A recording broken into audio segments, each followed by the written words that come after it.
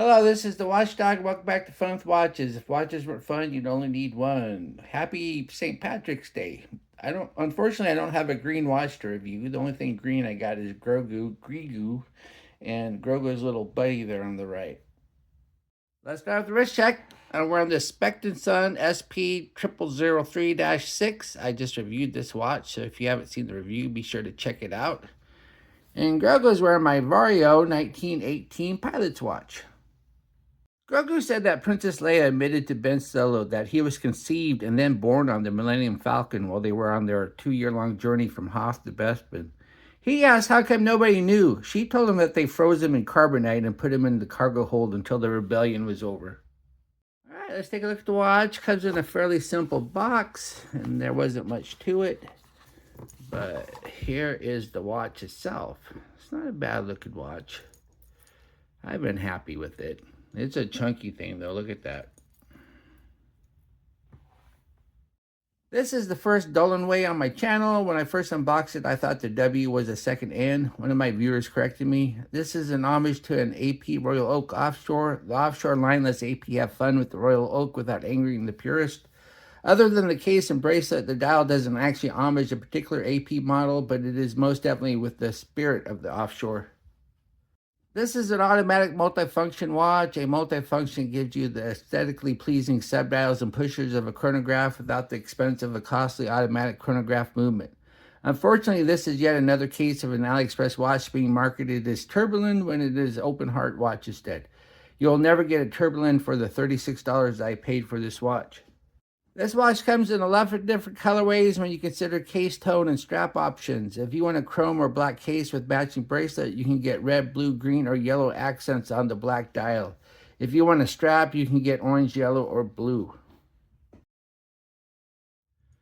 The watch is 41.6 millimeters if you measure at the bezel, but 43.6 if you measure at the case. It's 51.5 millimeters long with fixed protruding end links. It's 15.2 millimeters thick, so this is one chunky monkey. Lug width does not apply, but it's 25 millimeters where the bracelet meets the case, and it tapers down to 18 at the butterfly clasp. And it weighs a whopping 161 grams on the supply bracelet with 3 links removed. So it's pretty heavy. The bezel, instead of being an octagon like a Royal Oak, is a dodecagon. It's got 12 sides. But it does have the coarse vertical brushing. And as you can see though, I don't know if you can see well, but it's not steel. It's chrome plated alloy, because you can tell. Because when you brush something and then chrome plate it, it's got this weird shine to it. And it just doesn't look the same as brushed steel. And then we have the dial. The dial has a Rehot chapter ring with the minute markers and counters. And then there's no indices though on the dial itself. So if you want to tell the time accurately, you have to look at the chapter ring. And as you can see, the writing on the chapter ring doesn't stand out a lot. So it's kind of difficult to read. And then we have these little accent colors. So you can get different colors. Like I said, you can get red, green, yellow, or orange.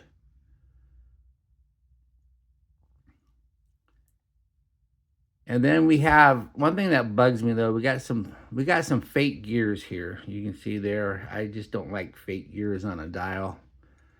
I don't know why they did that. It would have looked fine without them.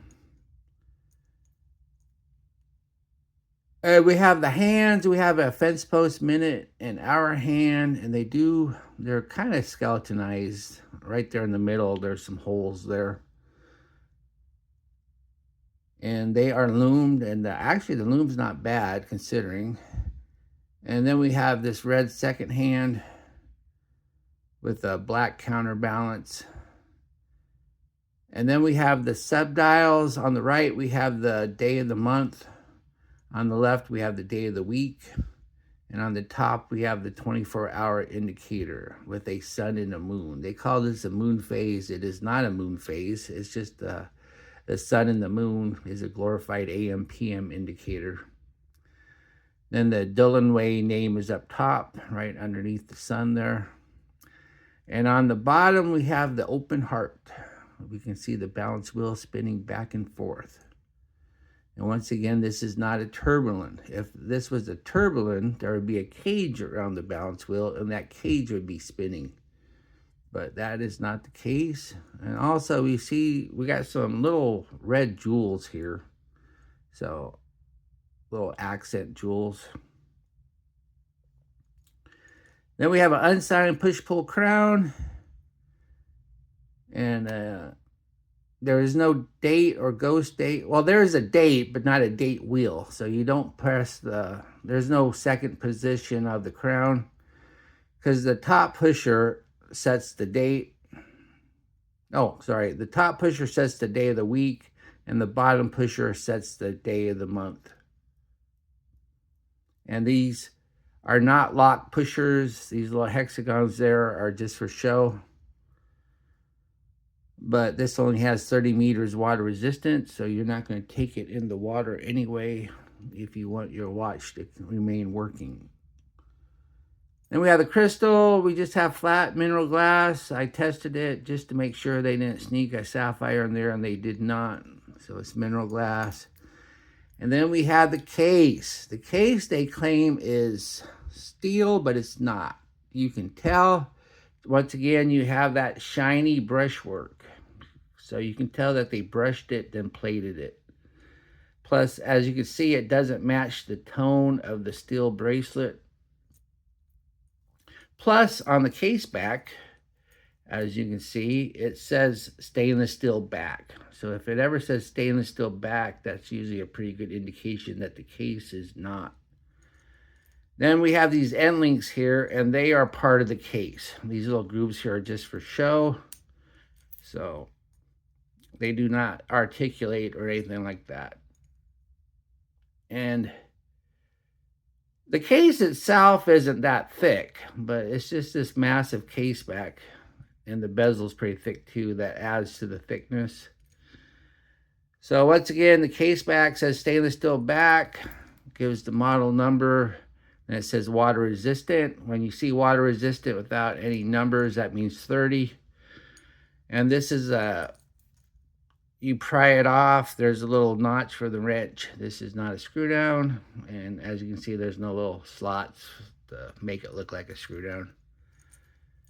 Then underneath the case back, I don't know what the movement is. There's no writing on it. There is writing on the case back though. I mean on the rotor that says 21 joules automatic. So this tells you it's 21 joules, and I cannot get the rotor to spin freely in either direction, so it's a bidirectional rotor. But I'm assuming I think it's a seagull movement, because I don't think the Tanji's at 21 joules, but I don't know. I'm not in. I know I should know more about these movements, but as you can tell, this is a $36 watch, so you're not going to get anything great. But let's go ahead and put it on the time grapher and see how it's doing. Here it is on the time grapher. As you can see, it's running about 17 seconds fast, and there's quite a bit of beat error. That's why you see it's two distinct lines on the screen. Amplitude's at 273. I don't know the lift angle, so I left it at the 52-degree default. So I don't know if that's a good amplitude or not. And this is a non-hacking movement, so fast versus slow doesn't matter either way. When you go to adjust this watch, because it's drifted, you need to move the hands. But 21, I would imagine, is within specs. So I've seen worse. The bracelet is a 5-link, and it's really nicely brushed. It's solid steel, and it's fully articulating. These little connector links are actual separate links. They're not part of the big link, unlike most watches in this price range. So usually when it comes to watches, you always say get the bracelet, and you can always put it on a strap easier than the other way around. But sometimes on a very affordable watch, you don't want the bracelet because it's hollow and garbage. But no, this bracelet's wonderful. Really good bracelet. We do have push pins, not screw pins. I'm perfectly happy with push pins. They're just easier as far as I'm concerned. And screw pins just sound more premium. And we have a butterfly clasp, and it's a push button, and it clicks just fine. I've had no issues with it coming undone. As I mentioned before, though, the end links are part of the case. These are not separate end links. There's no little hole to push them out or anything. So if you do want to get it on a strap, I think you can get one designed for a Royal Oak offshore. I have this strap here, but as you can see, the slots are a little bit smaller than the connector links. So if you do get a strap, make sure you get one with the wider slots.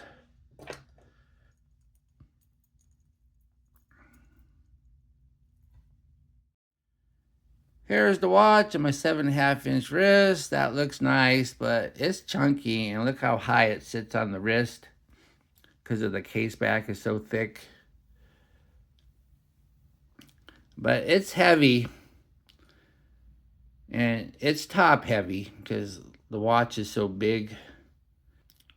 But the bracelet does articulate and contour to the wrist very good, so you can wear it kind of tight to make up for the top heaviness. I only removed 3 links though to fit on my 7.5-inch wrist. So if your wrist is bigger than 8 1/4, you're going to need more links. And I don't know if you can ask for more links on a watch in this price range or not. Of course, you could always buy 2 and put the other one on a strap. And pretty sure it will fit on a strap designed for a Royal Oak. Just like I said, make sure you get the wider end links.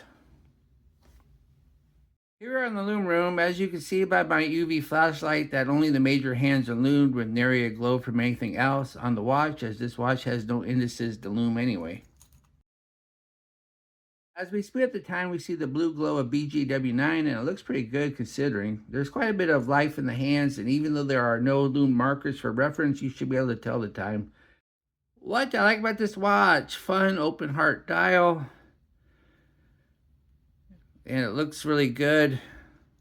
It has a fully articulating solid steel bracelet, and the hand lume's not bad considering the price of this watch. What are my gripes and groans? It's got fake gears on the dial. I hate fake gears on the dial. There are no indices, so telling the time, if you want to do it accurately, you have to look at this chapter ring. And you can barely see the markings on the chapter ring. And at 15 millimeters thick, this watch is really chunky and sits really high on the wrist. Plus, I only removed 3 links to fit on my wrist. So if your wrist is much bigger than 8 1/4, you're going to need more links. Do I recommend this watch? Sure, as long as you don't mind them big and heavy. This watch looks great and has all the fun of an offshore without the ridiculous price. Well, thank you for watching my review of the Dulunwe 6030E, and I'll be back with another review. More than likely that Vario that Grogu's wearing, so I can get that watch back to Vario so they can send it to another reviewer. Be sure and like and subscribe to my channel, and I've hit 6,000 subscribers, so this channel is growing slowly. But 6,000, that's a milestone. So maybe one of these years I'll be at 10. And I'd like to thank my Members Choice members.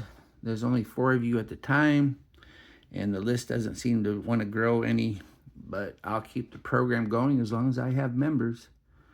And the Members Choice watch has not sold yet, so I will not be putting up a vote yet. It would have been nice if it sold before the big AliExpress sale going on now, but that didn't happen. Bye.